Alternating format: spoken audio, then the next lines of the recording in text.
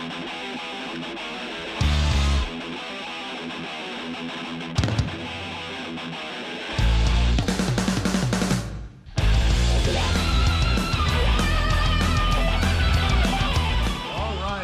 right, everybody. Thank you for joining me tonight for another episode of Atheists Having Cocktails with Christians. Tonight, I'm very, very honored to have Glenn Rogers with me. If you don't know the name, you should. And if you don't, look him up. He's been in tons and tons of bands and for over 40 plus years. So before I start the interview with Glenn, if you're not a subscriber, please hit subscribe, hit the like button, share to your friends, anybody that likes, Christian metal or anything like that. So Glenn, thank you for being on my show, man. I appreciate you. Hey, thanks, Simon. I'm glad to be here, man. Cheers, man. Cheers. So you're just kind of talking a second ago, and you just Dr. Pepper, right on. It's good with rum too. So I never met you formally. I've just heard a lot of great things about you from Jimmy. He talks about them a great you. So give me a little background to you, like where you started off. I don't know. Are you still a Christian or are you not? Yeah, I've always been a Christian. I was a Christian long before I became a Christian. You know what I mean? I grew up in a Catholic Christian household. So my mom was Catholic, my dad was Christian. They married, so we all became Catholic. That's how I grew up. And then I became, I guess, if you want to call it, born again. That was in the 80s. But I've been playing music since, I started guitar in 1976. By 1980, I was playing out. We were fast learners. We were really young, and we were a pretty good little band. We were one of those little teenage groups that could. We had a good teacher, and so we were doing a lot of covers. That was our thing, high school dances and stuff like that. Yeah. So, I was kind of reading some of the little tidbits that Roger Del Martin's been writing about Vengeance, and apparently you were the original guitar player for Vengeance, correct? But before that, you were in Holy Soldier. No, I was in. So it's a weird how it works. Okay, kind of break it down for me, because I read that you were in Holy Soldier first. No, I was actually in a band called Hero, which was with the singer of Holy Soldier. Okay. So that's kind of the confusion. Actually, I was playing regular secular metal long before I became a Christian. So I started out. It's kind of important to know where I started out. So, back in the early '80s, I was in a band called Ripper, which changed their name to Blind Decree. Why is that substantial? Because later on, Blind Decree became a band called Dissenter. And if you ever picked up the Metal Massacre 9 release, Dissenter's on that with a song called Blood Under Heaven, which I was I was a co-writer on that song. And this was a secular band before you became. Yeah. This is before I became a born again Christian. Right. And in Blind Decree, we had some notable band members who went on to other groups. For example, Mike Gonzalez, you'd know from being bass player from Dark Angel. Oh, cool. Yeah, and then Brett Erickson / Brett Sarachik is his real name. He was a guitar player at the time. He was playing double duty. He was playing in my band, and he was also in Viking, which was on Metal Blade. Okay. And then he went on to join Dark Angel as well. Right on. So that's where the thrash element started going for me, which was pre-Deliverance and pre any Vengeance and any of that. And now, were you a true fan of thrash? Because a lot of these guys I've been talking to, it's like thrash was not their love. They just kind of were getting into, it's a new thing, popular, kind of just, going with the time, with like Metallica showing up and, Slayer, the Bay Area Exodus, all those cool bands that were, the pioneers of the thrash, but it seems a lot of before then were either, kind of more the hair metal, kind of Striper, Holy Soldier, Rat kind of stuff, or they were just still kind of just like the bluesy, kind of like, like bridey kind of, just like just basic rock and roll kind of, New York Dolls maybe kind of thing, Yeah, well, where I grew up was in the South Bay, which was kind of more of a heavy, it kind of went from the standard Judas Priest, Iron Maiden type of influence. And what really got us going was, the early Metal Blade signings, because other friends of mine was a band called Heretic. Yeah. And later I would join, which was, kind of on the cusp of thrash metal, we didn't really like the hair metal thing. You know, that was kind of the South Bay, Orange County thing, which was punk rock and thrash, which is kind of where the roots started, like Slayer, Downey, you know, Metallica, same area, you know. So we kind of like the heavier stuff. We didn't, you know, we went into Hollywood, but we were never part of the, you know, the Hollywood thing really. You Yeah. know, so we like Yeah, I the grew up in heavier. Ventura, California, so I'm Yeah, from Ventura. So I mean, but I wasn't old enough in the '80s, but by the '90s, you know, early '90s, I was going to shows or, right. pardon me, going to, you know, Hollywood and, you know, the Reseda Country Club and, you know, punk shows and metal shows and all that kind of stuff. So Yeah, yeah. For us, you know, it was more the heavier edge, you know, which was what we liked, and it just kind of graduated. And when I met Brett, you know, he had a band called the Hierophant, which was pre-Viking, and then that's kind of how we, you know, started getting heavier and heavier. We just didn't like the happiness of the hair metal, you know. I mean, yeah, I knew all those bands; they're good bands. I don't have anything, you know, bad to say about Rat, or you know, that's kind of like when we were coming up. Hey, you know, these were the hot things at the time. yeah, You know, they're we good were the party music. generation. You know, I don't hate hair metal. Yeah, It was we're just just a generation. Yeah, we're the generation before them, so we wanted to do something different, you know. And I mean, when I was really young, one of my first band, we practiced in Redondo Beach at a apartment complex on Phelan. Now that's significant because the band living in the apartment next to where we rehearsed was Black Flag. oh So yeah, so we kind of, you know, we grew up around the punk rock scene and the new wave and heavy metal scene. So we were, mhm. you know, my first band, we covered it all because we were a cover band, you know, playing high schools. That's So we did cool. all of the stuff, you know. And Uh, Black Lives Matter shit. That's what those guys yeah, were kids, man. yeah, that's kind of a, you know, I've always, the thing about me is I've always kind of the fly on the wall, been in some weird situations where I just, here I am, you know, why am I here next to Black Flag, you know, but there we are, you know, and it's just, you know, that's Redondo Beach, you know, that's where they came out Yeah. of. So, so that heavy stuff was always part of, you know, what I liked, what I enjoyed. And that's kind of the thing how, like the Vengeance thing got started when I became a Christian. They all knew my roots. You know, Mhm. they would come see me play, and you know, so we were friends. You know, the guys in Vengeance, Larry Farkas and Doug Mhm. and all those guys. You know, so they'd say, "Well, when are you going to join a Christian band? When are you going to join a Christian band?" And it's like the problem I had is I didn't enjoy Christian metal. I didn't Mhm. like any of the bands. I mean, the best one I thought at the time was Barren Cross Mhm. because they were at least Iron Maidenish. Yeah, But exactly. all the Yeah. other ones, I just didn't like the music. I wanted something heavy, and I wanted to do a thrash band. And so when I left Blind Decree and became a Christian, um, that's kind of how those guys convinced me. Hey, let's start a thrash band because none of the other guys in Vengeance played thrash metal. They didn't know anything about it. Yeah.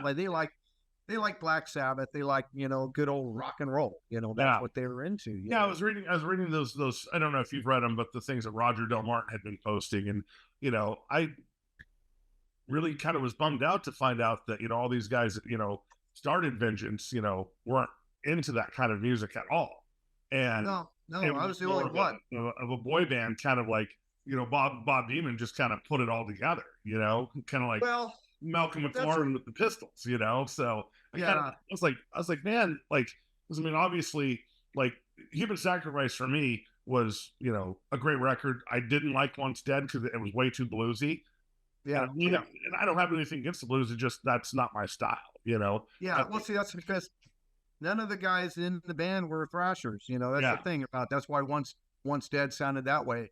All those songs that I wrote, you know, for the Human Sacrifice album were holdovers, you know, and stuff I was writing free, you know, Vengeance before we even had a name, you know, because at mhm, the time when we were starting the band, because Bob came to me, we had a meeting, you know, and he would come to I was trying to throw a band together, and he came to rehearsal and saw what I was trying to do. mhm. And then so, you know, I knew Doug and they were great guys. Yeah, And so we got together and the thing that about the first lineup is the drummer was a guy named Steve Bertram.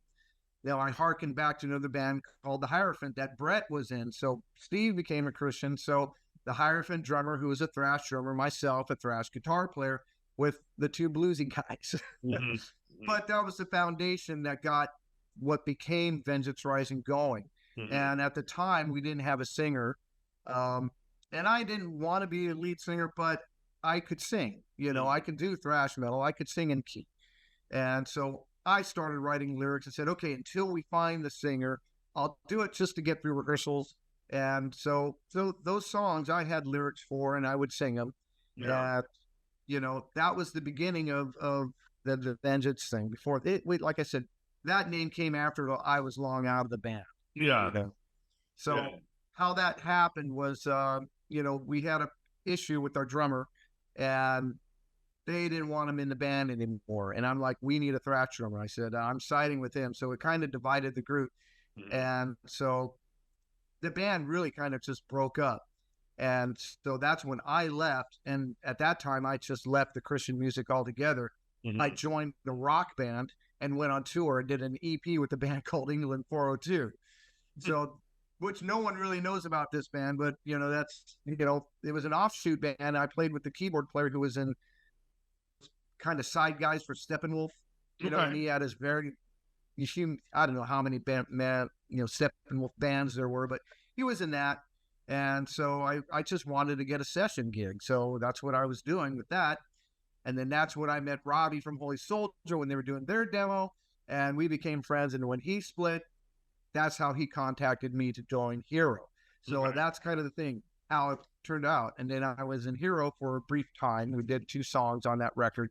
And then at the same time, I was working a painting gig with the drummer from Deliverance. And that painting gig had everybody who was playing in a metal band. We had Brett from Viking, myself, Chris Hyde from Deliverance, Jimmy Brown from Deliverance was painting as well. So that was our gig, So Chris kept bugging me about, jam with Deliverance. Come on, dude, I know you can do it. We need a guitar player. And it finally came to a point where they needed a guitar player for a show. They fired Marcus or whatever. It didn't work out. So I had one rehearsal. I went on stage with Deliverance, and that was it. I was hooked. All right, this was for me. So that's how I joined the band. And then 2 weeks later, I'm doing the demo for Greeting of Death. Yeah. You were also on the self-titled, the first album, correct? Yeah. Okay. That's a great record. I remember, because you couldn't find any Christian, music at the Tower Records and whatnot. So Christian bookstores were, where we had the limited selection. And I remember getting that on cassette, back in the day, cassette, remember that I took some money I had and bought that tape, and I'd already gotten Vengeance. I bought something else today. I think it was probably a One Bed Pig or something else. I don't remember, but I just remember the first one was just, it was, as a Christian kid who liked metal, his parents wouldn't let him listen to secular metal. It was a game changer. I think that record, Tourniquet's first record, Vengeance, Human Sacrifice, those were the 3, those were like, the Mount Rushmore of the metal, the beginning of the, extreme metal. So yeah, well, that's because we got Bill Matoyer to produce those records. Yeah, and how we got Bill was because I was working a show as a road crew guy for Viking. It was a concert at Fender's Ballroom. It was Viking, Dark Angel, and Megadeth. Oh, nice. Yeah, and so Bill was at the show, and this was before Deliverance. Right when we were getting signed, and we were looking for a producer.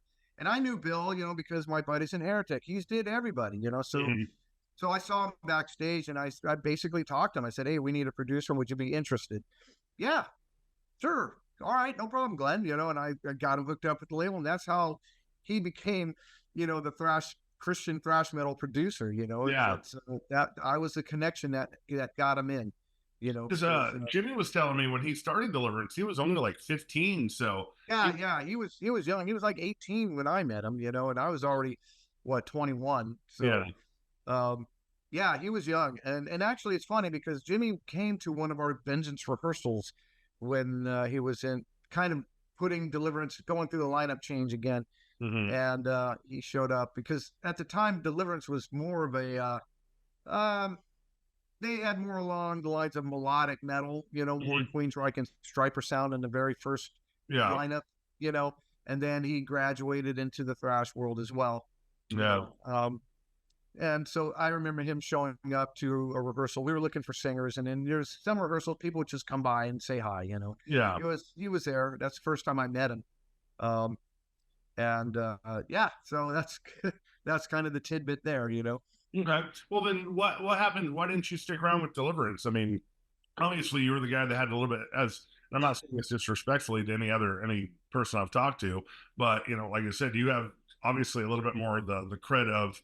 I really liked thrash. I liked the extreme, you know, other than guys just kind of getting onto it, you know what I mean, and just making it into a payday, or oh, maybe this is the next big thing. Because I mean, by the time, you know, 88, you know, 87, 88 comes around, I mean, you have amazing bands that are putting stuff out like Massacre, Right. you know, and Bathory, and, you know, Mayhem. Oh, And I mean, some of the really, I mean, Napalm Death, you know, they're 87 from Enslavement to Oblivion is, I think, one of yeah. the, Hyrax.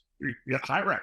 I'm going to Another get one of my bands. yeah. So I saw that you were in Hyrax. So like, their first two records are fantastic. I was like, Yeah. I was looking up your Wikipedia and I was like, I did not know you were in Hyrax. So I was like, holy shit, he was in Hyrax? I'm like, yeah, they were great. It's still a great band, you know. Yeah. But that was the thing. It just kind of seemed like, you know, there was, you know, everybody always talks about Metallica and Slayer, and I get it. You know, I get it. They're godfathers, but there are so many other bands that from the '80s and into to the '90s that were, man, blowing away a lot of the thrash stuff when it came to like the English grindcore, like Bullet Thrower, Napalm, Right. and you have the Florida stuff like, you know, Morbid Angel and Deicide, and you know, the heavier stuff, and that's the Right. stuff I went to. That you know, because I grew up in Ventura that had a lot of good punk rock. So I mean, that's always been Yeah. kind of the core of when I grew up, other than the Christian stuff. But you know, when I got, you know, old to the age of where I was looking, I love grindcore, I love good death metal, Right. and you know, and then Mortification hits, and I think, you know, that's like one of the most legit Christian records. I mean, it didn't have to be. You could that's a record you could put on a normal radio station that played that kind of music and it would get airplay. You know, Right. Yeah. it had this feeling of legitimacy other than just we're not really this tight, but we're just playing this music just because we're playing this music. Yeah, that's what's popular now, so we're going to jump on it. Yeah, I mean that's what it was, you know. For me, the reason why to get to this to the reason why I left Deliverance, really it was kind of twofold because um, I didn't like where the record company was taking us.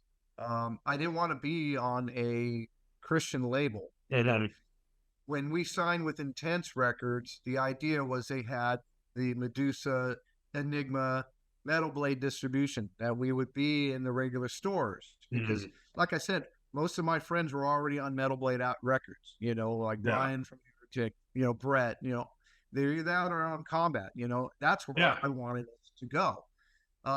So when that record deal came up, it's like, okay, so we, you know, it was kind of an idea that was cool. We had a Christian, heavy Christian label, but with secular distribution. But what happened was that label ran out of money and couldn't put us in the studio. That's why the Deliverance album took a year before we even started recording it after getting signed. And that's why it was delayed, because they didn't have the money, the budget to put us in. Yeah. So what happened was Caesar, the owner of the label, sold it to Frontline Records, which was the Christian label we didn't want to be on. Yeah.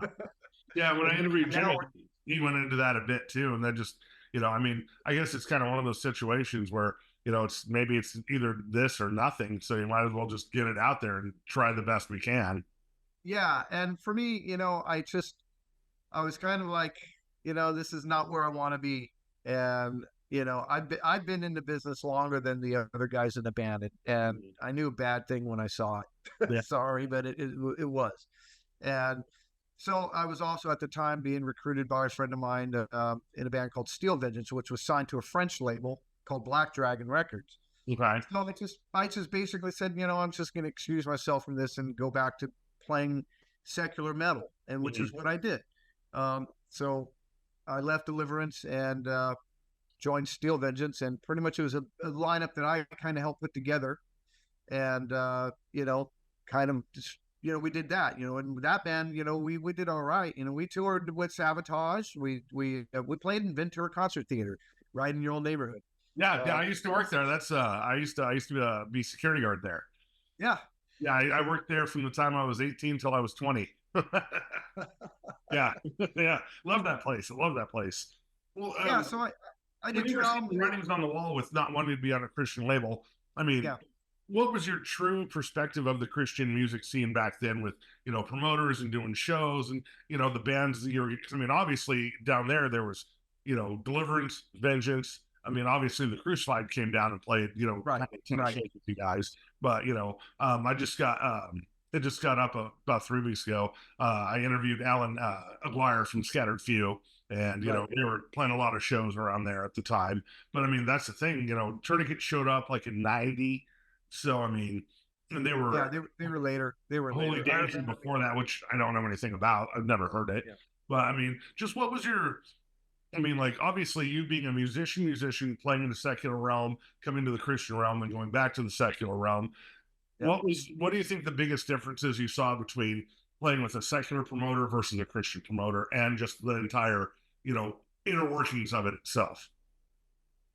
Well, it just depends. To be honest with you, the secular promoters were more established. The Christian promoters were kind of up and coming and learning the trade. Mhm. And a lot of them would they didn't want to pay the bands anything, Yeah. because, well, we're Christian brothers. The thing I learned about the whole thing is that it's business. It's Mhm. music business, Yeah. you know, and that's that's what I that's what I learned about the label and everything, because it kind of the thing that I didn't like and about the whole industry was they subdivided it. When we were coming out with Deliverance, our idea was we were playing with secular bands. We Mhm. just wanted to be a band, Yeah. that with the Christian point of view. And that's how I still am today. I'm a musician in a band. I have my music as a Christian point of view, but are we like a name it and claim it, Christian band in that sense? No, because I don't agree with that, because we're supposed to be the alternative. And for non-Christians to find us, if you divide it and you just separate everything, well, now we're just a Christian entertainers, Yeah. you know, and you're not going to find us in the regular record stores. You have to go to a Christian store to find our albums. Exactly. And And most to kids me, wouldn't go to that. I mean, yeah, you're not going to reach, the Slayer head, going to, a Christian bookstore. It doesn't work that way, mhm. and beating them over the head with it, it's just a turnoff. It's Totally. funny. It's funny because as a Christian playing metal, secular metal in Hyrax, I've had more conversations about being a Christian when I was in Hyrax than I did when I was in Deliverance.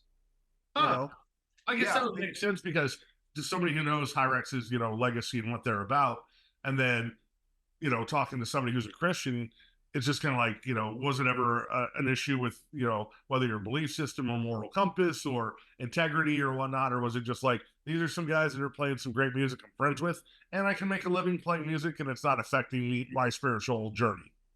yeah, because we'll see, that's the thing. Everyone has their own journey, like the spirituality thing.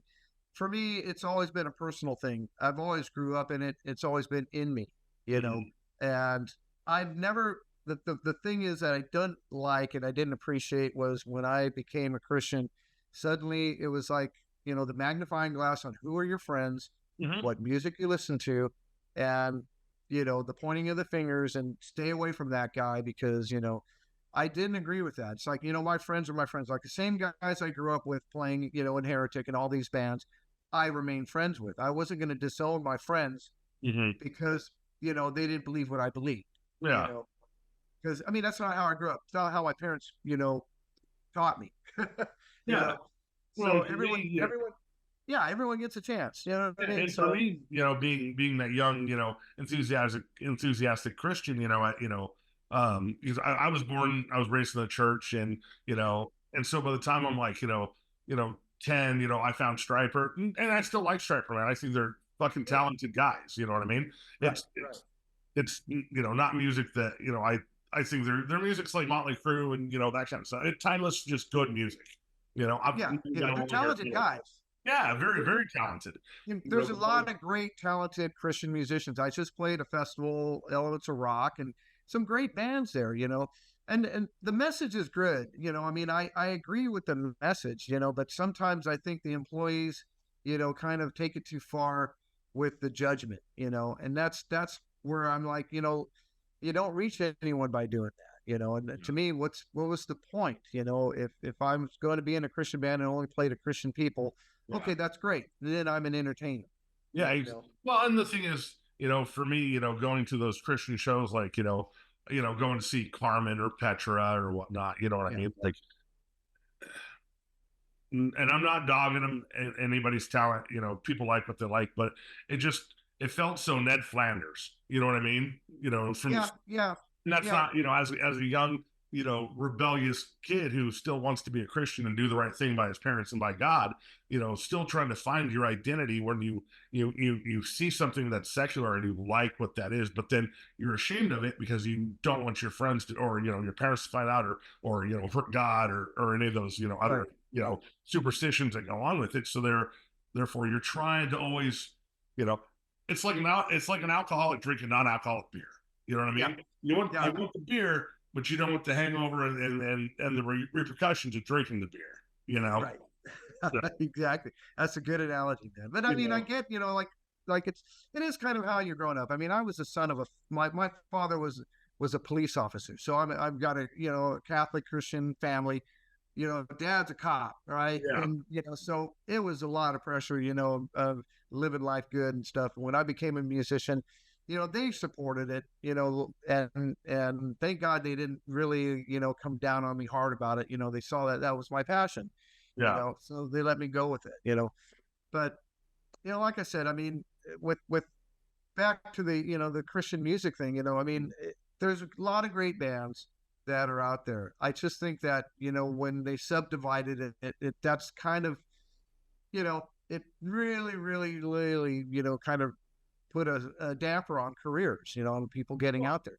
I, You know, I think of it as kind of like, the Christian metal scene back then. It's kind of like the Jim Crow of music, where it's like, yeah, keep, we want these people to have this kind of music, but these people have their place in their music. You know what I mean? Where yeah, you yeah, keep so divided, where, if you just sort of, brought that, I mean, who other, I mean, the only band that I know, except for like later on when Mortification got on Nuclear Blast and they really supported right, them. I mean, when Striper was on Elektra, I mean, shit, MTV, but then also when Deliverance got their video on MTV, I right, always expected it to be more of a breakout than it really was. yeah. Because I That's just I think one as a kid who liked Deliverance and when I was 14, I got to go to Sanctuary for the first time. My parents drove me down, and that's when Roger was a pastor, yeah, George, and he gave me a flyer to a show. And then my first metal show was Deliverance, The Crucified, and Scattered Few at the Reseda Country Club in '90. So my parents drove me down there, dropped me off, and it was life changing. It was the sure, first sure, time. I'm not in my hometown. I'm by myself. I'm 14, and it was cool. It was a good pit, good mosh. I mean, it right, was like not just like the the VFW hall where it's some shitty punk rock band with no PA. They're just being crazy. You know what I mean? Like right, it right, was a great show, but after that, we moved back to Colorado Springs for a time. And I remember when Deliverance's video was getting played that night, I was at my youth pastor's house for some overnight thing. And I was like, hey, man, my friend's band they're Christian. They're going to be on MTV tonight on Headbangers Ball. Will you watch it with me? And like, I had to fight him for it. He's like, they can't be Christian. I'm like, you don't even know these guys. You yeah, don't yeah, know anything about these people, but just because they're on a certain show playing a certain kind of music, you've already judged them into they're false prophets. They're taking down the wrong path, and you know nothing about them. Yeah. right, right.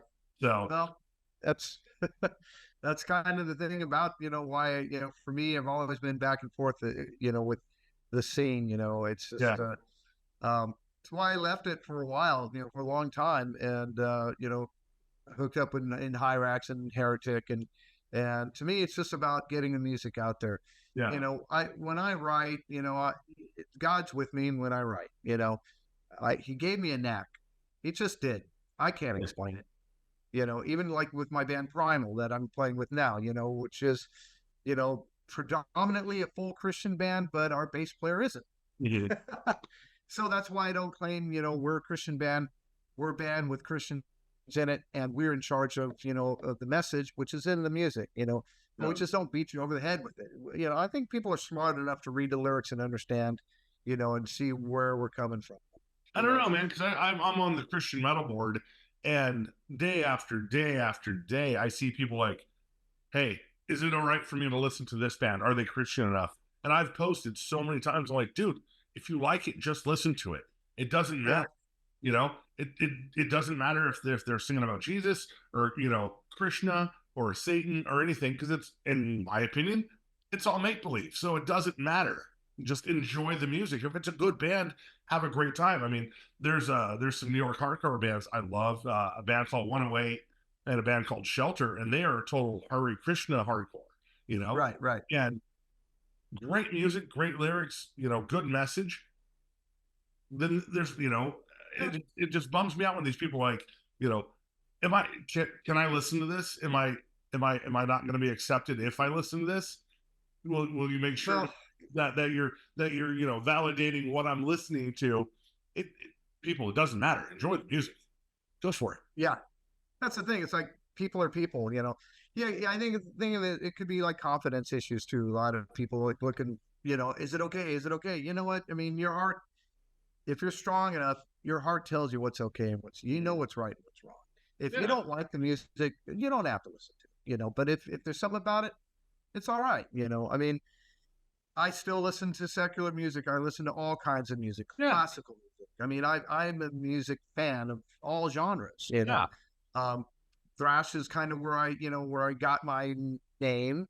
Mm-hmm. But I didn't start out playing thrash because there was no thrash metal when I started playing. You were pre-thrash.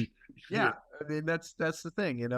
I mean, I watched the whole metal thing happen. And was kind of a part of it. Yeah, definitely.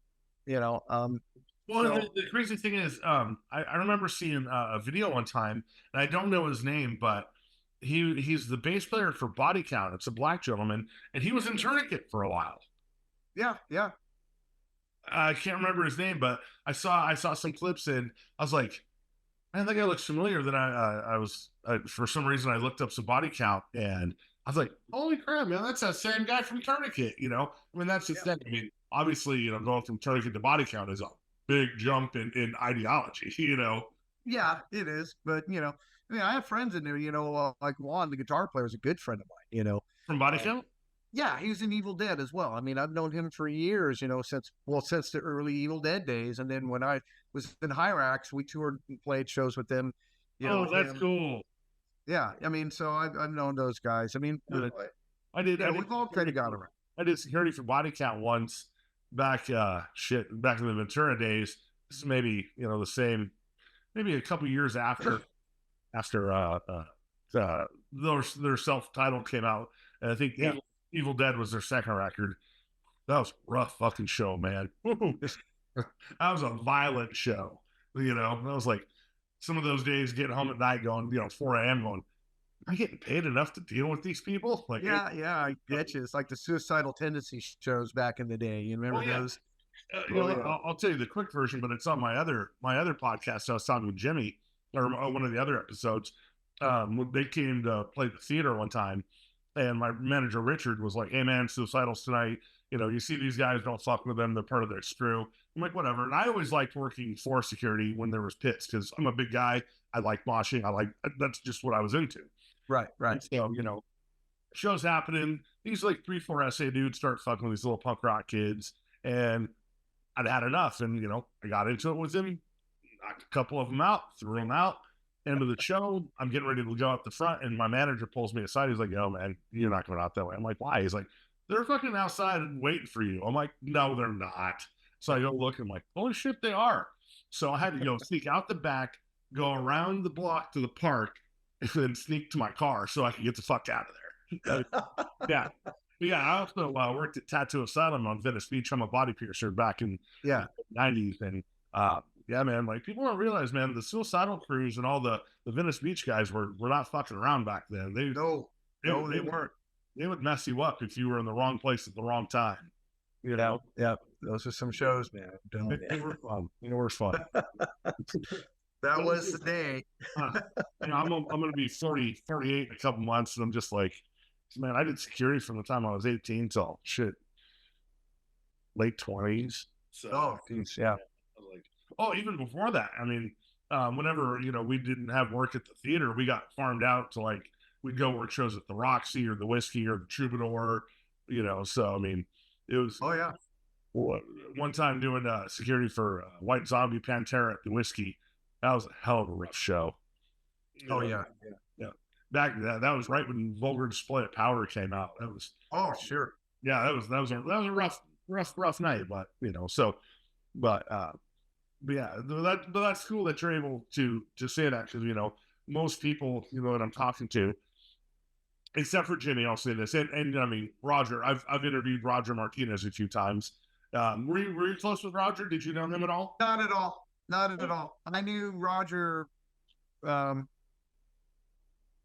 well, I met him, I would say, a couple of times, but no, I didn't know him. I remember when I was in Hyrax. That's kind of the funny thing is like when we got known, because I spent almost 10 years in that band, and I did a lot of records and touring with Kate, and that's kind of when a lot of these guys kind of came out of the woodwork, say, "Hey, this is Glenn from Deliverance. What are you doing, bro?" Yeah, like I'm more than Roger was one of those guys who started, got my email and started sending me messages asking me, "Hey, give me your phone number, bro. Give me your phone number. Let's do something." And I was just like, "Nah, I know why you're calling me, and that's okay. I'm in a happy place where I'm at. Thank you, but it's just I'm not interested in reliving. Yeah, I was in the beginning of Vengeance, and I wrote the songs that were on that first record, but that's as far as it went, man. Whatever happened after that.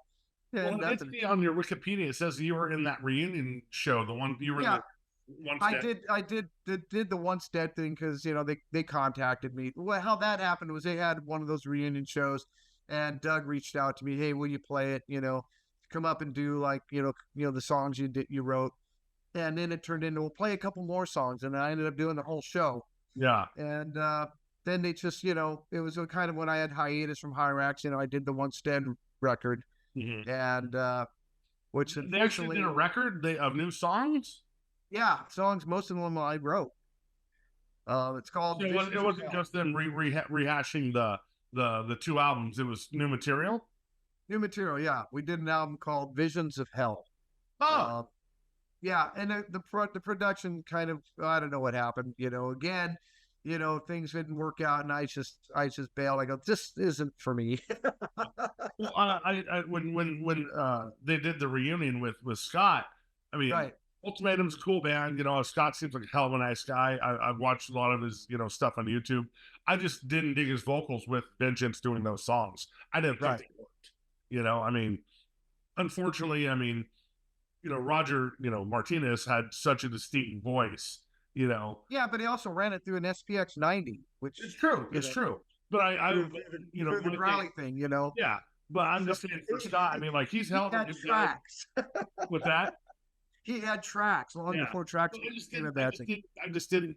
It just for what Scott was doing was way more grindcore, death metal than what that was. And I don't think he did a horrible job. I think he's a good performer and vocalist. I just don't think his vocal style matched with those songs. Right. I mean, I enjoyed playing with Scott, and but in the end, we ended up like using a different singer for the record. That was Larry didn't want to sound like Ultimatum, so we got this guy named Devin. I think he's in a band called Face Down or something like that. I mean, I knew the guy barely, for just kind of to do the record on a couple of shows, so I never really got to know him.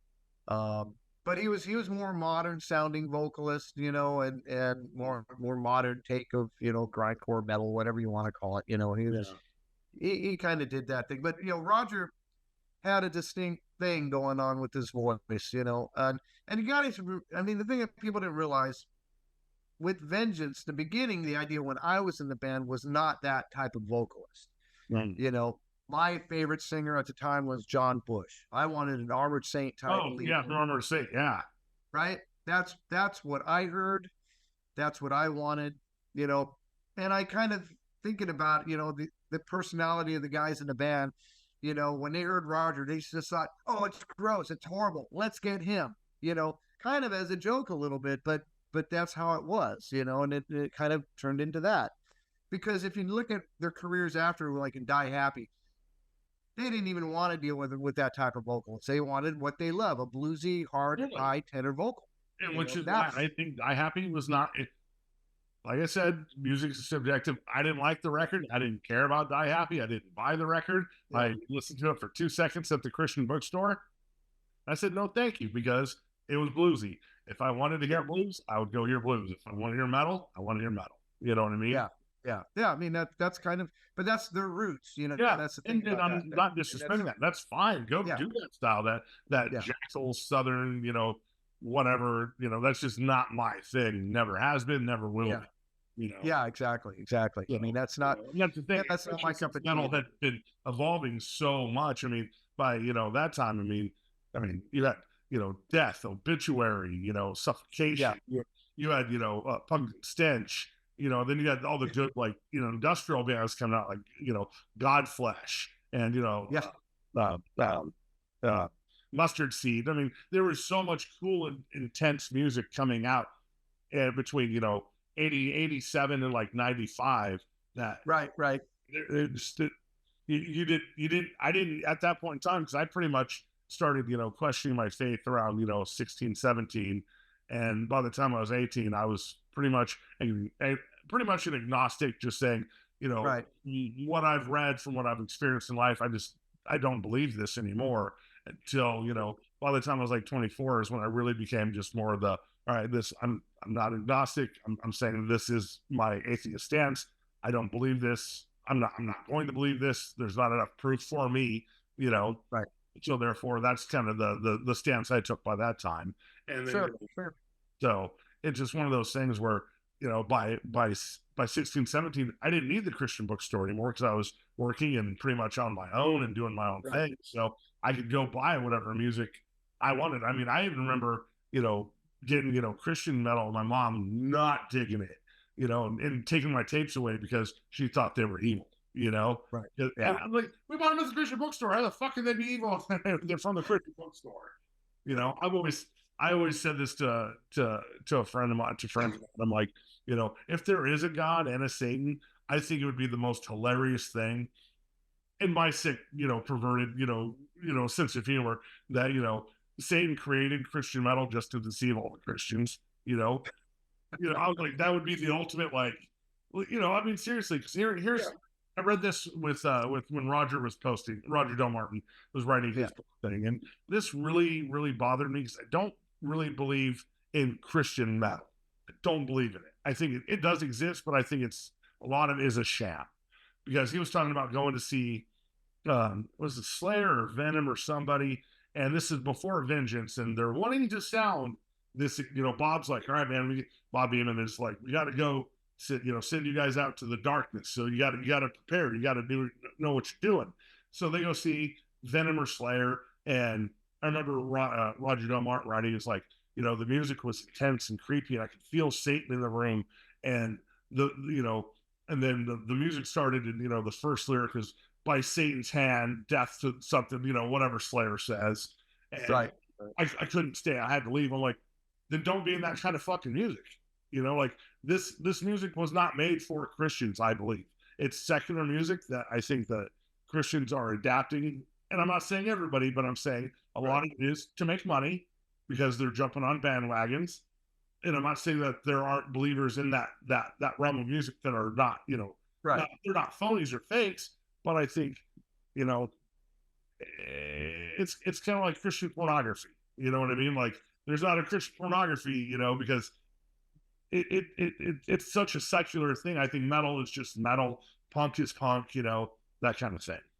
Yeah. Well, I mean, for me, that's kind of my point of view as a Christian in metal. I mean, the idea was my idea, was to be an alternative, is to be, we don't have to beat you over the head, just like whatever message any other band has. This is our message. Really? That's it.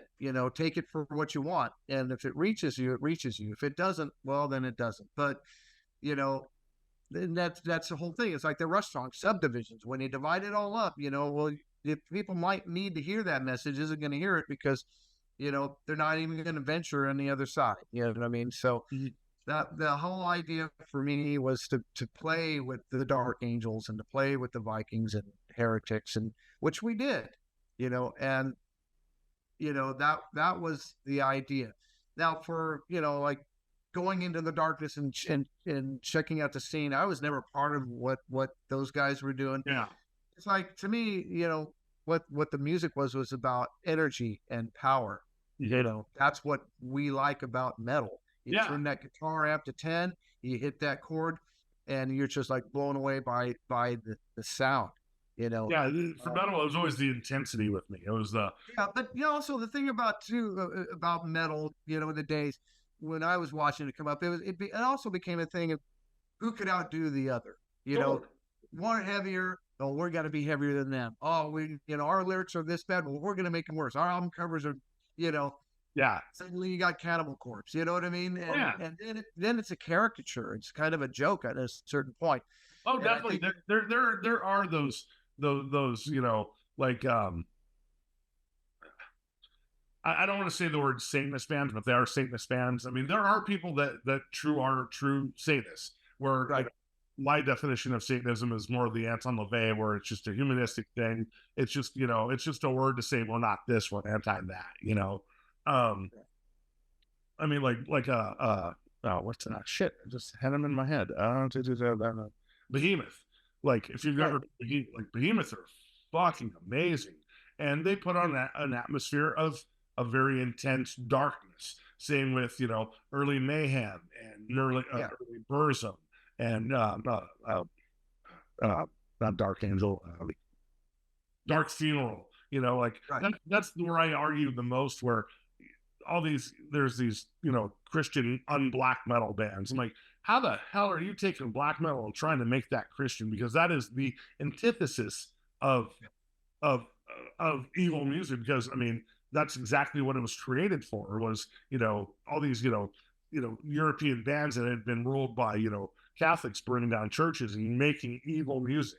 So it just kind of makes me laugh when I see like where the Christian they're still wearing the corpse paint. And they're like, but we're doing this for Jesus. So I'm like, dude, come on, man. All you're doing is appropriating something that you should be appropriating, has nothing to do with you. You want to talk about death metal? Go for it, man. Christians and death and all that kind of stuff goes hand in hand. Black metal does not. Yeah, that's the industry, man. I know. It's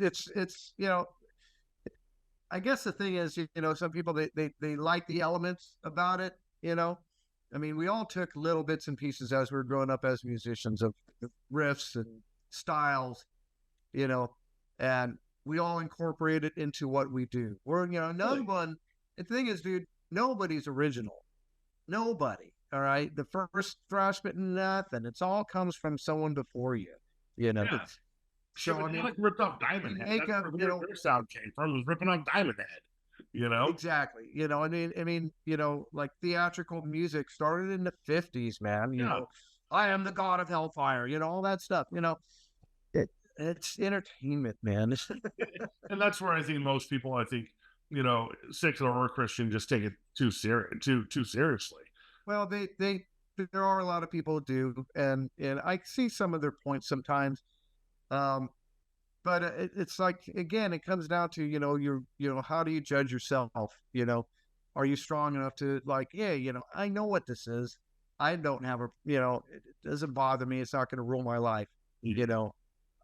I mean, at a certain point, you just got to grow up. And I think some people just don't. And you're still living like it is 1984, but dude, I mean, it's great to be passionate about the music, but totally. And there's nothing wrong with being passionate about your music as well, but also the respect of where, okay, this person doesn't share my beliefs, right? Still have a conversation, But, exactly, because that's the thing. That's for me, when you have Christians that you can talk, and you can talk to non-Christians or whatever. It's just we're just people having a conversation, I mean, and there's nothing wrong with that. And that's kind of the thing, my whole thing about, beating the person over the head with it. It's like, it's just not going to, like, no message gets through. You lead by example. How do you live your life? Oh man. So maybe that's kind of the thing that, people say, hey, you're doing all right. Why? What, you know, because I have But a I different, guess that could be said for so many different yeah, types it of can people. be. It's like what you use in your life to get you there, whether it's believing in this or that. The bottom line is, good, right, and wrong, Yeah. right? So what side do you want to be? And then from there, you can make your discoveries on what's leading you. And that's kind of my way of thinking and how I grew up. I know what's right and wrong, and I choose to be on the right. And I feel, I'm led by the Lord. It's true. I mean, I still believe those things. Yeah. But doesn't mean I can't be friends with you. You know what I mean? And that's where I draw the line, because you can't be all things to all men and yet cut yourself off and you know, not reach out to people. You know Yeah. what I mean? No, I agree. Like, if we want to have, That's the thing is yeah, that I get comments all the time like as an atheist you're just unhappy or angry, and I have to tell people it's like you know I'm a very happy guy. I'm passionate about my belief system because of the way I grew up, where I do personally, and this is just my personal thing. yeah, I think that Christianity is, and not even Christianity, just, Catholics, Mormons, all those. I think anything that is ruling somebody's life that doesn't have a concrete evidence to where you can see it, you can know it, you're just not taking the word of a book that's been written, in the Bronze Age. To my and this is just me, and I don't sure. ever want to be offensive to anybody. I mean, Right, right. if your belief system, your belief system, that's great. I'm not trying to change that. You Yeah, live your life the way that the ship that you're sailing is best for you. But for me, it just when I started questioning what the Bible said, what it had to say, and not even what it had to say, the character of what God is and what God has done, it for me it personally just made more sense for me to walk away from it. And I will say, if being a Christian's fulfilling your life, but for me, walking away from it gave me such a better understanding of myself, of the world, of how I could be a better person because I don't have these constraints ruling my life. right, right. I mean, it depends on your interpretation of, how you're living your life, whether, you feel you're being pressured. I mean, I think that's the thing for me. It's about, having, a path, Mm-hmm. and, and that's where I see, Christianity gives me that path, and other people, doesn't work for them, and that's okay. Definitely. But The same way that yeah, Christianity works for you, or maybe Mormonism works for somebody else, and Scientology works for somebody else. Which right. these are all crazy, batshit crazy, but you know what I mean. Give me one second. I'm gonna grab something. Yeah, You're a pretty chill guy and whatnot, but I mean, I don't know. It's like when I was going to Sanctuary and seeing Vengeance and Deliverance and all these bands. It seemed that right. Bob definitely had an agenda of what's the word of being evangelical, where the show it's not just a show; it has to be evangelical, where you have to have you better say something about God, you better say something about Jesus, you better say something about the church and come to the church. You know what I mean? Yeah, So yeah. at that point, for me at that point in time, it's really, are you using the music just to perpetuate your own needs? Because like I said, when the few times I met Bob, I'm not saying he's a bad guy. I mean, but he had a big perm and a white fucking tassel jacket, like somebody from White Snake would wear. Jacket, like it's like, what do you do? It's like when you would talk to somebody who, like, say you were in the army and you knew you were a general, and you talk to somebody else who said they were a general but didn't know anything about military. You question that and say, what are you talking about? Like, I have my credentials. I know what I'm talking about. It just kind of seemed that Bob was just pushing the whole extreme metal thing just to bring numbers to the church, other than really caring about the actual music. Well, I don't know. I think that's where we differ, because like, my feelings with Bob, he honestly does care, you know, uh, and I think he does enjoy the music as well, because I mean, Okay. you know, I mean, that's just my opinion, Totally. from knowing the band. Like I said, you definitely know him better than I do. I'm just saying, Yeah. as a young extreme metalhead, 14, 15, going to a show, seeing kids wearing Slayer and DSI and whatnot. Yeah. And you see the guy in the snakeskin cowboy boots, leopard print pants, white, button down Versace shirt with the perm, and you're like, man, what kind of show do you think you're at? You know what I mean? Like, shit, you're gonna get robbed, sucker. Well, fashion faux pas maybe, but I mean, we all got to start from somewhere, man, because he's not like that now. No, but that's where I was shocked when I was reading what Roger Del Martin was talking about, how in his words, Bob basically, was the, like I said, Malcolm McLaren who put together the Sex Pistols. They weren't a band until they were, he picked out, the drummer and everybody to play their part in the band. And that's just kind of, I'm not saying that the music wasn't good and that they did it right. Well. It just seemed that it was a pre-planned plan of attack to get somewhere that maybe, other people couldn't get because they didn't have the legitimacy. We've all walked into a bar and go, this is not where I should be. This is not my bar. I need to go somewhere else. You know what I mean? Right. So, yeah. We've all hit those places like, I'm in the wrong part of fucking town, man. I need to go somewhere else. Time to get on that bus. Mm-hmm. Totally. Yeah. So, well, tell me then how IRAX, how did you hook up with them? Like, how did that, you've been playing in secular bands and you're. Yeah, well, actually, my life took a really weird twist.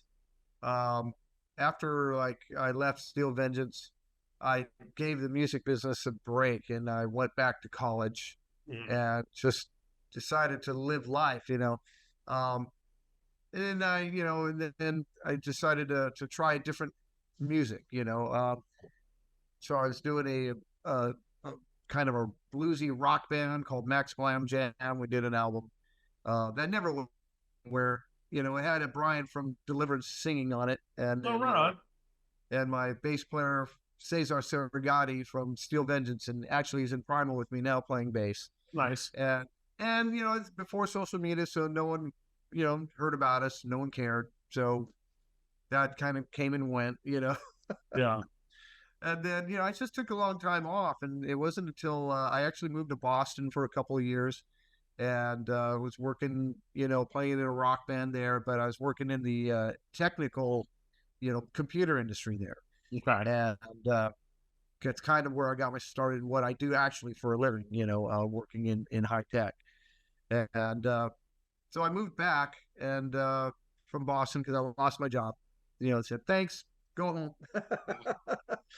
Long drive across the United States in my car, but here I was. You definitely seem more of a West Coast than an East Coast kind of guy, Yeah, but I spent a couple of years there, dude. I lived through snow, man, and I had to shovel and I had to scrape and, deal with driving on ice, man. So I know all about it. I hate it. I want to get back to the West Coast as soon as I can. But it was kind of the joke with those guys, let's make fun of the Californian. Hey, you want to go fishing? No.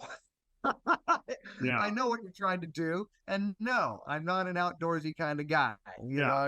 I'm a musician, and forget that. So I played in a rock band there, which was fun. And, came back and started life all over again. And, I ended up moving into an apartment complex in Long Beach.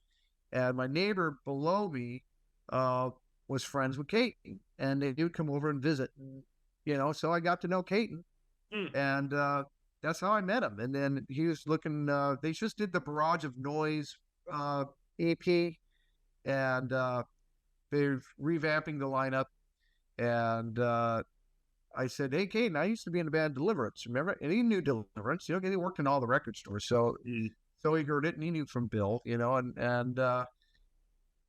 I went to a rehearsal and yeah, I mean, thrash metal's my cup of tea. So, it took me like no time just to learn the IRAX material. Yeah.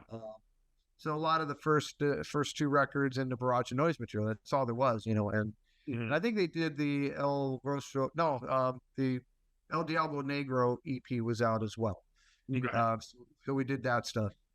And, so we went to Germany in 2003, just kind of, we were invited to play at the Bang Your Head Festival.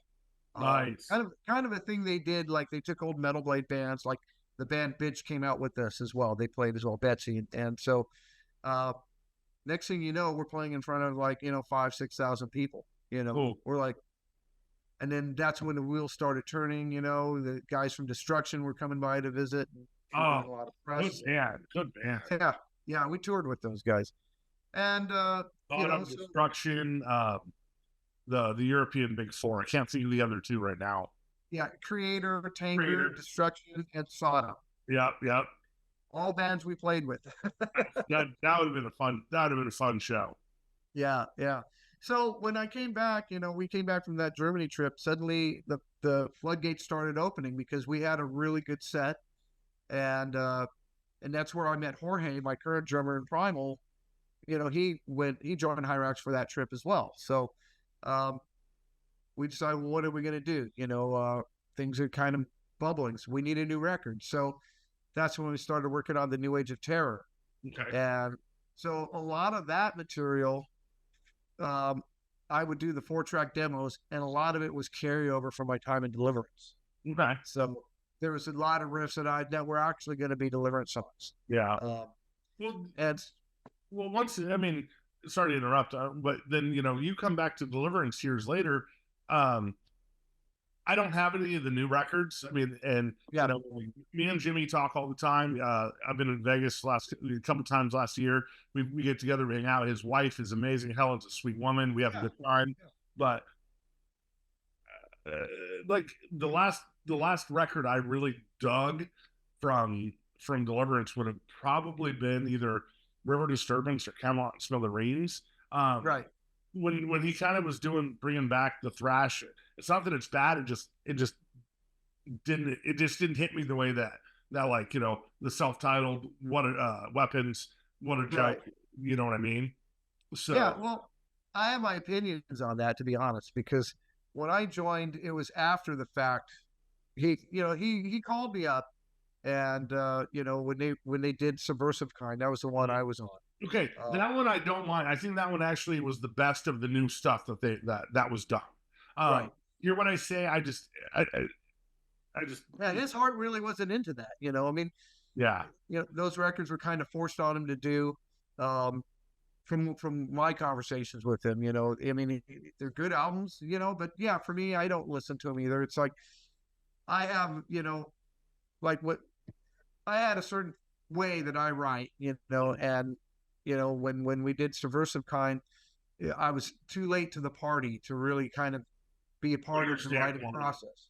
Yeah. Right. So I was like, can you record solos? Which, I piggybacked the recordings while I was working on my Final Decree project.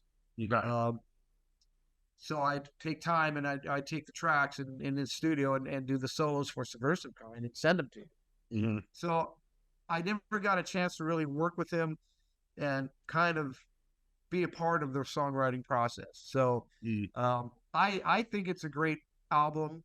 I think it was a good return to form. My only issue, and he'll tell you too, it's because they did it really fast. Mm-hmm. And the parts that would have been better, I think, if we had more time to develop intros, outros, a little more music, because they're very much, a lot of the songs begin right on top of a vocal, no buildup, Yeah. Some of the songs, if well, they had more build-up, Jimmy personally, when we talk, I'm like, that's why, the first few records were so damn good, is because I was like, man, Deliverance had one thing that the other Christian bands really didn't have, is that they knew how to make and write a mosh riff, an intro riff, kind of an SOD, kind of like heavy intro, kind of, to it had that groove to it, had that nice moshy groove to it. So, and that's what I think, like, hear what I say, and Jimmy's fucking my homeboy, and he's a talented dude. It wasn't out of my thought. I actually dug, like his Jupiter 6 more than that kind of stuff. Yeah. So, well, all I can say is, like, if you want to hear like what could have been, I think, I don't know if you have the New Age of Terror by Hyrax. No, no. Okay, I only have their first two records. I don't have any of their catalog after, but I'm going to get it. go get New Age of Terror, Okay. because that's where I joined, and that's like 90% of me. I did all the guitar tracks. When I was in the band, I did all the rhythm tracks. I did majority of the writing, uh, Right. and because I mean the other guys in the band, they weren't. I hung out with Caden the longest, and then it kind of, it's kind of revolving door of other guitar players, until Lance Harrison got there, and then kind of schooled him on thrash metal because he was more of a Judas Priest regular metal guy. Which is But great, great in its own right. yeah, but he picked up fast and got it, and Nice. but pick up El Rostro de la Morte, Okay. all the ones I did. I'm sure you'll be very happy with the direction, and that was what I was hoping to bring to New Deliverance. When I got back, and the idea was to try to go back to what we were going to do. That's why when we went to Germany, we played the Headbangers Open Air Festival. That was one that I got because I played there with Hyrax and Heretic before, so I knew the promoter, and he knew of Deliverance, and that's how we got that trip to Europe. Nice. And the idea for me at the time was to try to break away from the regular Christian metal thing and go back to the idea in the beginning, to play these festivals and get, established, as a thrash metal band, and to play with those big groups like we should have and could have. And, but unfortunately it kind of regressed back to what it was again. So, well, I did see, a month or a few months ago where, he's kind of just revamping up Deliverance and, and I'm not trying to say this for a way, but like just kind of doing Jimmy again, I mean, were you shocked with that? Were you? Not really. I was, when I found out, to be honest with you, after Germany, he kind of put the brakes on, and I didn't think it was going to come back after that. I thought that was it. I was like, okay, and then we got offered that show last year, and then so everyone was like, okay, let's do it again. Yeah, the Immortal Fest. Right. So that's, so that it changed again after Immortal Fest. No, not really. It didn't surprise me too much. I think also, for me, I've had a pretty good career out of Deliverance. And so, and then with my band Primal, we're really, we put our new album out, and I really wanted to focus on that.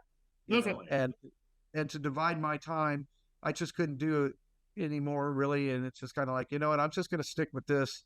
And, I think Jimmy's idea too was like to work with Manny in Texas to, to kind of have more consistent lineup that rehearsed a lot more. I mean, we'd practice once or twice before a show, and that's it. Yeah, I hear you. So it's like, we'll say you guys are all talented enough to where, you were able to make it work. Work. Yeah. I mean, not playing them years. Shit, I haven't been in my last band for 9 years now. And if we got together today, I'd be like, how the fuck do you play these songs? You know what I mean? Yeah, exactly. I played it so long, like, what are we doing? Like, I'd have to relearn what we wrote. Yeah, well, that's what happened. That's for me the same thing. And that also with Deliverance, I had to learn a lot of material I was never a part of or even did. So it's like, and I'm terrible at covers. I just horrible at learning other people's material. That's why I write. God gave people because I'm a bass player. Yeah, it's like, if we're jamming and you're like, I want you to play a C minor on an A, I'll be like, I don't know what the fuck you're talking about. But if you start playing, I'll figure it out myself. You know what I mean? Yeah. Like, I don't read music, I don't read tab. And I've been in, time of 20 till 9 years ago. I'd played in a couple punk bands, a hardcore band, and an Irish punk rock band. So, right. I mean, I'm one of those bass players where, I write. I'm like you. I don't do covers. I figure out. I'd write a song, or if my guitar player would write something, I'd work it out, figure it out with him. Yeah, exactly. Yeah, I'm not a musician. I'm just. I can figure things out. Like my guitar player, Sweeney, be like, "What? Show me what you're playing." I'd be like, "All right, I got that. I'll figure it out." But if you put a bass in my hand and like play a B flat, I'd be like, "No, can't. Sorry." Because I don't read music at all. So yeah, I get you, man. But I mean, Jimmy and I remain, good friends, and actually we're working, Good.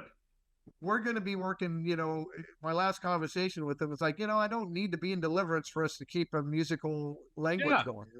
And so we're talking about, working on some primal material, Jimmy Cool. being a producer, Super cool. and I'm really looking forward to working with him in that aspect, because Deliverance is always him, and he is Deliverance. He is. yeah. So it's like, and for me, it's like I have my thing. And so to not do what I do, just to focus on that, it's kind of like, well, it's just not going to work, after a while. I mean, it's cool to go back and play a couple shows Yeah. and, and live it up and do what we do.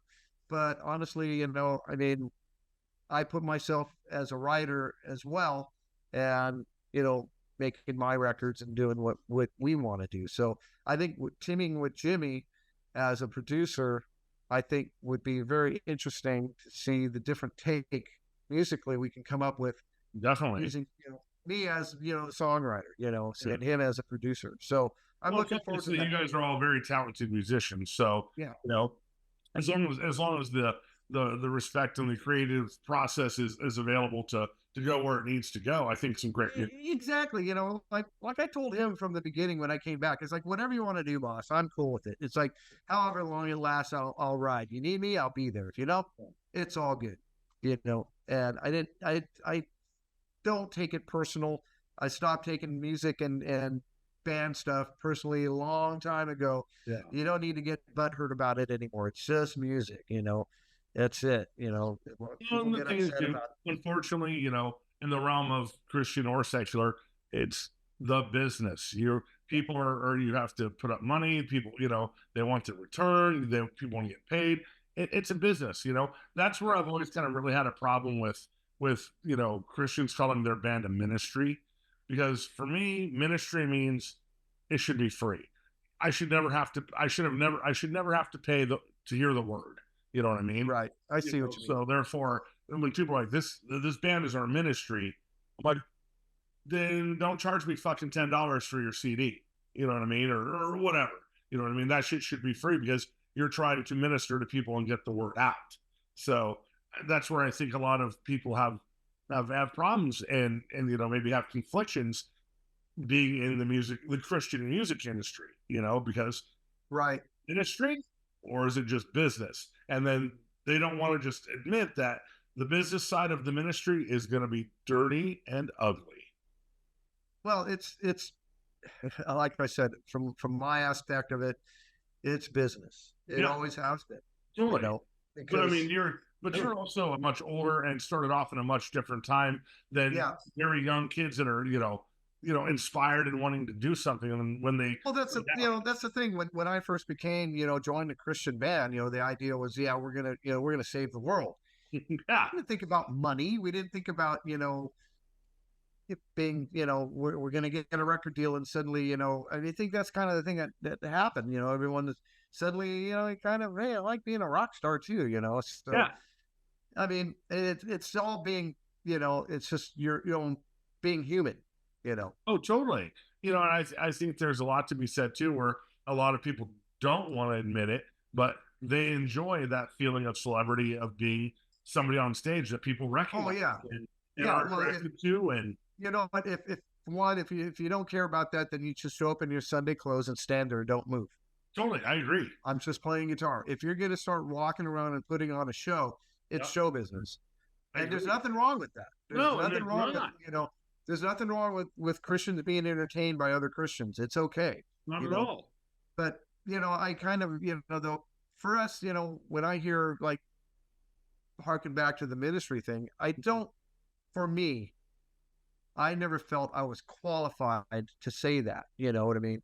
I'm not a minister. I'm not a preacher. I'm a musician. Mm-hmm. I'm a tool. For me, I'm a tool that God uses to create music. Right. And if that's your lot, that's your lot. And that's it. Because I mean, I'm not well versed in Bible etiquette. And honestly, I'm not. I never have been. I hear you. I tried Bible school for a little bit, and I'm just like, I barely got through high school and I'm going through school again. I just, I'm not, I see other guys who they get into the wars about, I know the scripture, I know that scripture, and they like to shout it out at each other. To me, it's like, you're missing the point. It's about the teaching. It's Yeah, but about, also, you can be very well learned and still be wrong. You know what I mean? yeah, That's that's where I true. kind of, my dad will send me stuff and be like, he sent me something on Facebook recently in a message like, this PhD doctor, you know, he's once who I was, and he like he'll you can Zoom him at any set up a time to Zoom him, and and being a former atheist, now Christian, he'll be able to change your mind. And I'm like, Dad, you're putting too much stock in PhD and somebody who has a PhD. I can be well versed in the Greek gods or well versed in Mesopotamian gods or whatnot, but that doesn't still prove that these people existed and did what they said they did. So I think there's a big difference between being smart and being educated. Yeah, Or sure. you can be very educated in Norse mythology, doesn't mean it's true. You can be very well educated in Christianity, doesn't mean it's in my opinion, doesn't mean it's Right. true. Sure. So there's the actual for me the proof. Right. Right. So Well, that's just my point of view on it. Like, you can be the that's true. smartest motherfucker in the world and still be a dipshit. You know what I mean? Just because you have a PhD doesn't mean that you're any. If I had the time, I could sit in Oxford and like I've said this to a lot of people. They're like, as an atheist, I'm like, yes, I like Hitchens, I like Dawkins, I like these certain people, but I didn't need to read their literature to convince me. I convinced myself based on what I knew from the religion that I grew up in and the things I read and then the other things I read, and as an atheist, I'm not saying that, it's just Christianity that's wrong. I don't think, Hindus are right. I don't think Buddhists are right. I don't think anybody has the magic ticket that's going to be able to tell me when I die what happens. Right. Well, that's the thing, though. It's like, it's always trying to be right and wrong, and everyone wants to be right. And that's the problem, is that I don't want to be right. I want to be truthful. That's for me. That's the thing, to thine own self be true. Totally. Right. I can't even ask me like, if God showed up right now, what would I do? I go, for one, I would definitely have to reconsider my stance. You know what I mean? Kind of be like, well, all right, well, this is happening. But then for me, I've also had the conversation with other Christian artists and Christians itself is, the character of God. Do I really feel that this person, this creator or this God or this entity is worthy of my worship? Where, look at a lot of, and I'm not talking Jesus. I think Jesus was a very hippie kind of doing his own thing kind of thing. But when I read the Old Testament and I see how God was, vengeful and, misogynistic and murderous and, jealous and all these things, I'm like, and these are not qualifications that a supreme being should have. These sound like normal human emotions being written down on paper. Yeah, probably work. Definitely. But that's and then that's one whole thing with my show is that I'm not trying to prove you wrong or make anybody look stupid or bad, because we're all humans. We all have this life experience that we're good. But it's just, I like the conversation and I like to hear where other people is like, this is why I'm here. Well, great, that's awesome, man. If that works for you, but this is why I'm here. Yeah, exactly. But that's the whole thing. It's like, you got to agree to disagree sometimes. Totally. And that's, like I say, everyone has their faith. When it comes down to it, you have your own belief structure that works for you, and I've always felt that, I don't need to push it, and bang you in the head saying, no, you're right, you're wrong, and cite scripture and all that stuff. It's like, because in the end, it doesn't matter. What matters is what I believe to me. And that's true. But the scary thing is, though, for people like me, when you have, evangelicals out there right now that are, in politics that are making policies, for people that, my brother is gay, or not my sister is gay, my brother-in-law is gay, they can't get married. You know what I mean? the abortion. I mean, and we're getting a little political here. I'm sorry, and I'm not trying to get that way, but I'm saying you have, the vast majority of the evangelical right going out and voting on things that, you know, because of their belief structure, us as non-believers, we have to suffer because they have this little book saying this is what's right and what's wrong, and we're making that into law in our country, which I don't believe we should be able to do that. Well, yeah, to a certain degree, but the thing about our country is you get a chance to vote. But there's also a difference between separation of church and state. And if churches want to politically, say, hey, this is who you vote for, and put little signs of this is who we're voting for, and I'm fine with that. But then, you know what? As a church, you don't get to have tax exempt anymore. You get to start paying your fucking taxes and start helping out the rest of the country. Yeah, again, it comes down to dollar bills. That's the thing. If you want to be a straight up ministry, that's great. But the minute you run into the political realm where you're saying, Falwell did it all the fucking time. Reagan did it with Billy Graham. They were always pushing these certain people, especially for the majority of the moral majority. And we've let it slide. And I'm not bashing Christians. You can have your belief. That's so awesome. Have your faith. Have whatever you want. Do not oppose that onto my beliefs and my freedoms, because then that's not freedom anymore, man. That's you being a tyrant. Yeah, sure, to a certain degree, I agree with that. Got a little heavy there for a minute, but But that's all right. Nothing wrong with being heavy, man. It's just like, but that's politics, and that's for me, my political beliefs are, well, they're skewed in a sense because I'm of the George Carlin kind of view. I'm with you. We're not in the club. We're just not in the club. You're not in the club. We'll never be in the club. No, but I don't make enough money to join. Yeah, I wasn't born from the right woman. I don't have enough money, and I got way too many tattoos, and you have too long hair. Yeah. But also, 30 years ago, honestly, man, we wouldn't have been allowed in the Christian club either, because you would have been called some weird hippie something, and I would have been shit. I don't even know what the fuck I would have been back then. You know what I mean?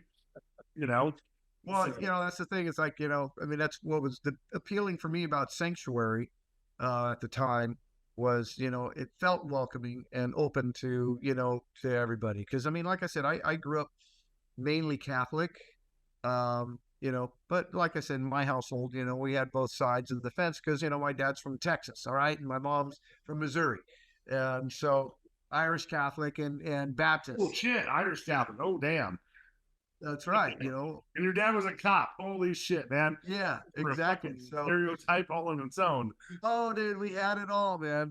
And, so, for me, I've always been a searcher trying to explore and find my way. And what I found in life, is that I feel, whether you want to call it God or Jesus or whatever, there is something out there that's bigger than me. I agree with that. When I say that to people, I don't agree that there's something more grand than my minuscule pebble of sand of a life. I mean, nothing in the cosmos. You know what I mean? Yeah. And in the grand scheme of the universe, I'm nothing. And I'm fine with that. Yeah. But for me, it's been, I felt enough in life, and I felt, for what I believe, the touch of the Lord in a sense, for me in my heart, and that's why I kind of look at it this way. It's like, be unto others as you would be unto yourself. All right. Treat everyone the way you want to be treated. And that's how I go through life. I do the best I can. And that's the philosophy that I like to follow. Yeah. You're a golden rule kind of guy, like do unto others, Well, that's because, I've had, for me, where I grew up, man, I've had, the bullying, I've had the gangs chasing after me. I grew up in Carson, California, man. Yeah, man. That's the hood. That shit would have been rough. Dude, being, like I said, it wasn't easy growing up, especially when they found out your dad's the police, So, of course, you got everybody knocking down, going to school and trying to, hey, you think your dad's this and that, nothing to do with me, Well, I was, by 8th grade, I was 6'1". I'm 6', and I had everybody. Everybody always wants to fight the big guy, Yeah. always, you Yeah. know. And I totally understand. And my dad comes from your background, where his dad was my parents are from my dad's from Western Kansas, and my grandfather was a cop in Western Kansas, and my dad would tell me stories about 25-year-old guys that get out of jail and find my dad and fight him because his old man put him in jail for being drunk the weekend before. Yeah. Yeah.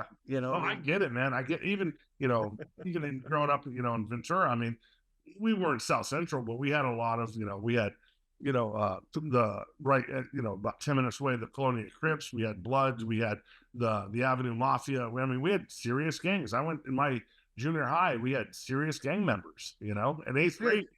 Let me give you my high school experience in 10th grade.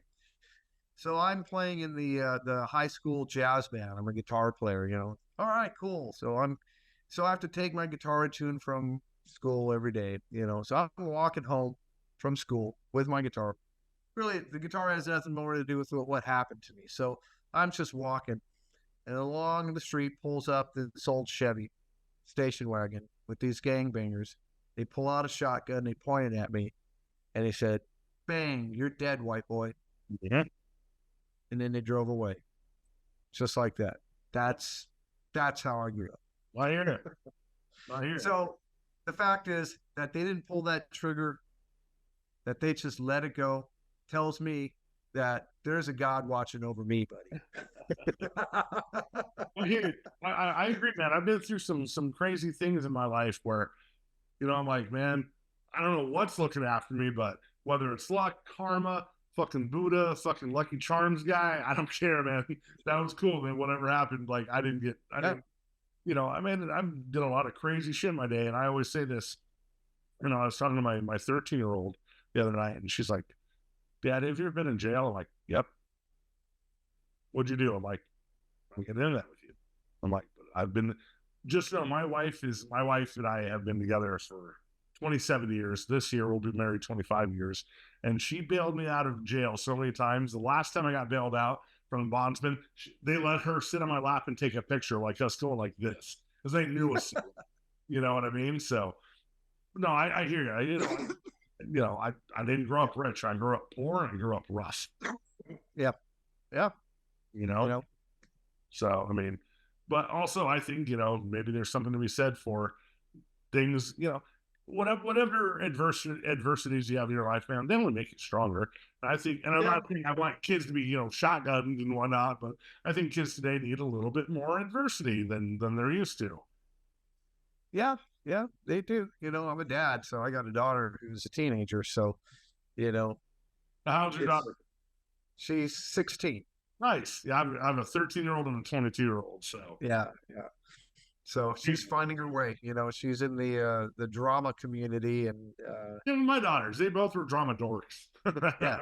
So that's her thing. But I mean, to me, I think there's another miracle there too. I mean, that's another, for me, something that's, if you're looking for proof that God exists, for me, that's having that child and being there. So I don't know, man. We're all on our journey. Yeah, we're all on our journey to discover. Big and small are different for every person. I mean, it's a miracle that I'm almost 50 and doing as well as I do, and have come from where I come from and gotten to the heights that I've gotten to. And that's the thing. Even years, playing in bands, like I recorded a demo one time. My Irish punk rock band, we got featured on a couple really good DVDs. My other hardcore band, we got put on a CD. The most I've ever played to is maybe 600 people. But I was thinking about this the other day, and I was talking to my old vocalist. I was like, back in the day, I didn't enjoy. I mean, I enjoyed what we were doing, but it was all about the end result of, all right, man, we started here. I want to get here. Man, I should have enjoyed the ride, a little bit better. Yeah. And what was going on at the time, because it was always, all right, man, we got here. Now we got to get here. Now we got to get here. And it was always never stopping and enjoying what we had in front of us. Because, dude, I played with, tons of great bands. We played with, I don't know if you'll know of any of these bands, but like we Flog and Molly, are friends of ours. We played an after party a bunch of times. Right. We got to play with, Blood for Blood and, just good hardcore bands. And, Blitz, the old Oi band from England, we got to open up for them. So many other great bands. And it was always, because I'm very business-like. I don't run business Right. now. So I'm like, man, we got to get here. Now we got to get here. Now we got to get here. And I wish I would have just went back and just enjoyed the ride. Well, that's the thing. That's what I've learned over the years. Like this last tour I just came back from. You don't know what you got till it's gone, because there was like shows, in the States where we're playing to, maybe small crowds, a few people. We go to Spain, it's a full room. Yeah. And we've never played there before. We played every show I played since I've been on tour with Primal has been either sellout or full room capacity, Congrats, man. That's awesome. I was just like blown away when we walked out on stage, and it's like, we were doing theaters. It's like, how are we doing theaters? When I can't get a gig here in LA. Yeah. Yeah. And then I'm like, and they're like, well, are you an international? I go, yes, we are an international band, but you live in LA. So firmly say, yes, sir, we are. I'm like, all right, so we're trying to get the whiskey. Well, you have to pay $800 to open for Thor. I'm like, yeah, we've headlined the whiskey before. Hello. We still do that bullshit play-to-play shit in LA now? Yeah, still doing it, man. If you're not international, yeah, they're doing that. But I try to convince them, yeah, I live, in California, but we're known all over the world, and proof is in the pudding now. I guess I got video footage. It's like, here we are in Buenos Aires, and that's 1,000 people in front of us. Go figure. Do you think maybe that's why you just need to hire some like Yugoslavian woman? You know what I mean? Yeah. And like use her address. And just can you book us? No, totally. But you be her. You be you. Oh yeah. Hello. Exactly. Be like, I'm representing Primal, and then boom, man, they fucking book you, and then you're like, well, the funny thing is, this is a hilarious thing. Is like we're down there, and I meet my friend Christian, who always goes to New York a lot, and he's really good friends with the band Blood Feast. I don't know if you know who those guys are. Oh yeah, good band. Yeah. All right, so we met those guys in Germany. Yeah. So basically he's helped out, so I'm in Buenos Aires and we're talking. I'm like, dude, when are you going to New York again? Oh, it's when I get the money, I go back there. I go, dude, we can't get gigs in the States. He goes, what? I mean, yeah, it's ridiculous. So I said, let me give you a call. So my guy in Buenos Aires calls the guy in New York, and now they're trying to get dates for us, do like Philly and New Jersey and New York and Wisconsin. Fuck yeah, dude. It's like I have to go there to get gigs here. I can't just do it here. That's crazy. That's crazy. Have you ever played Philly before? Have you ever been to Philly? Yeah. With Hyrax, I did whole East Coast with Hyrax, we did Philly, Allentown. Fuck, dude! You gotta hang out with fucking Nazis in that town. Jesus Christ! Oh, it's pretty crazy, dude. Philly's the worst fucking town I've ever been to. Like seriously, I would never go. I've been there once. I'm like, dude, I love LA. I love South Central. I love New York. I love Jersey. And the first time I came to Philly, and I'm like, these people are. I've been to Boston. I'm like, these people are fucking crazy here. Philly is one of the roughest towns I've ever been to in my life. Yeah, we had a good time there. No, I had a great time, but people are psycho, man. But that's cool, man. New York. If you ever get to play in New York, with a band called either Billy Club Sandwich, check them out, man. They're a New York band, or a band called Brick by Brick. They're from New York. They would totally bring in good crowd too. They're good guys. That's awesome. Yeah, the other band like Attackers and other friends of ours. Nice. If you know those guys. I worked. My buddy cousin Joe runs Black and Blue Productions, and they do the Super Bowl Hardcore, which is now called Black and Blue Bowl. Oh, okay. Yeah. So 2012, I went out there to help him work, and Rancid was the headliner that night. And then a bunch of other just legendary New York hardcore bands from House in Front, Madball, Marauder, Bold, Youth of Today, Shelter.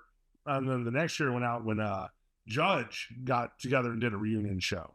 And I got to be there for that. That And I'm not straight edge, never have been, but I love East Coast straight edge hardcore. You know, Yeah, yeah, yeah. and just seeing Judge was just one of the greatest things I've ever got to witness in my life. You know, Yeah. I'm sitting here seeing Judge. God damn, you know, fucking, they did a big tribute to Radies that weekend with Warzone. I mean, I've seen a bunch of cool shit in New York, so it's Yeah, I always like going. It's always been a fun town. yeah, it is. It is. I've played there a number of times now, but I love it. So hopefully we'll get there again, you know, within the next year, and you know, get the band going here in the States. It's just funny. Everywhere else we're you know, we can get gigs. It's just here it's weird. It's just weird. Well, if you ever make it close enough to Kansas City within a couple hours, man, I'll drive. And I was going to come out to Immortal Fest this year, but I'm getting ready to go to LA for 12 days, like a few days after that. So I was going to go hang out with Jimmy, but luckily they're playing Springfield, Missouri, which is only 2 hours from here, like 2 weeks before that, or a week before that. So I'm going to drive down and see Deliverance play, which would be crazy because I had George on the show about a year ago, and we'll see. Yeah. Good luck with that. So I tell Jimmy, I'm like, dude, I'm like 2 hours from Springfield. He's like, you're on the guest list. Come down. I'm like, cool, man. I'll hang out with you. We'll have a good time. But you know, like I texted him after you agreed. I'm like, hey man, I got Glenn. He's like, dude, Glenn's rad. You'll have a great time talking to him. So I'm gonna say thank you, man. I'm gonna let you get going.